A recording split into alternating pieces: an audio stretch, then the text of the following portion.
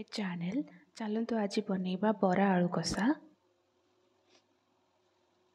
मु 5 ରୁ 6 घंटा पर्यंत भिजेकी रखी थी। एबे यार मु पेस्ट बनै नीची।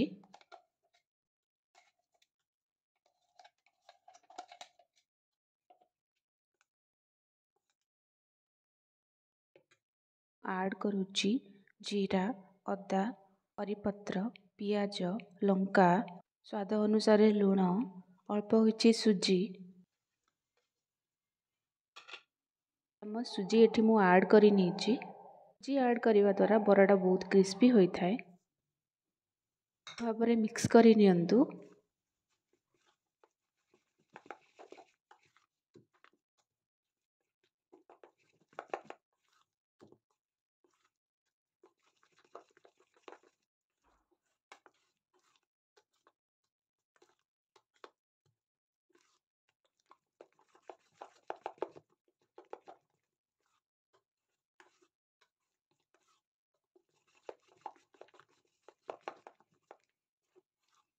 गोटे कड़ाई रे तेल गरम करी नीची। एबे हमें बरा प्रस्तुत करिबा।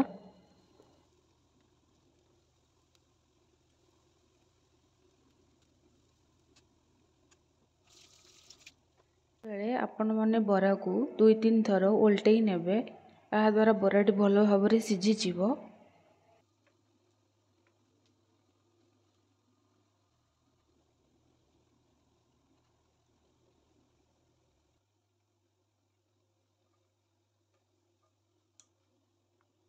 बरार कलर केते बहुत भलो आसीची। एमिति कलर आसिला परे ही आपण माने बाहर करि नेबे।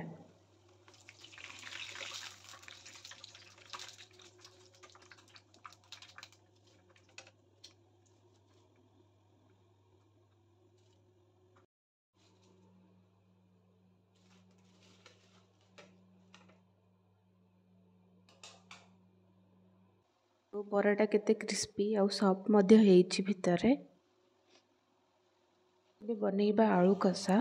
पैन रे मु ऐड करिची अल्प तेल, जीरा, 2टा कंचा लंका, टिकी रखिथिबा आलू को पकेकी भलो भाबरे भाजी नेबे 2 ରୁ 3 मिनिट पर्यंत।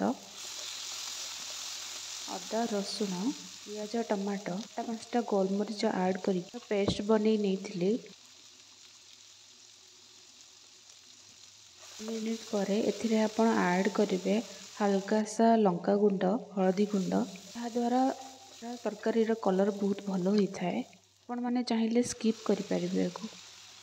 बे पेस्ट को आलू रे ऐड करि नबा। करिया परे एथिरे मु ऐड करूची लूण, चिली पाउडर, धनिया पाउडर, जीरा पाउडर, करी पाउडर। भलो भाबरे मिक्स करि नियंतु। मिक्स कला परे 10 ରୁ 15 मिनिट पर्यंत आपण घोड़े दियंतु। जहा द्वारा आलूटी भलो भाबरे सिझी जिवो, मसलाटी मध्य हे जिवो। मझिरे मझिरे टिके टिके गोळेई नउतिबे। पारुतिबे आलूटा एबे हेई गलानी। एथिरे मु ऐड करूची अल्प किछि गरम मसला। भलो भाबरे गोळेई नेबे।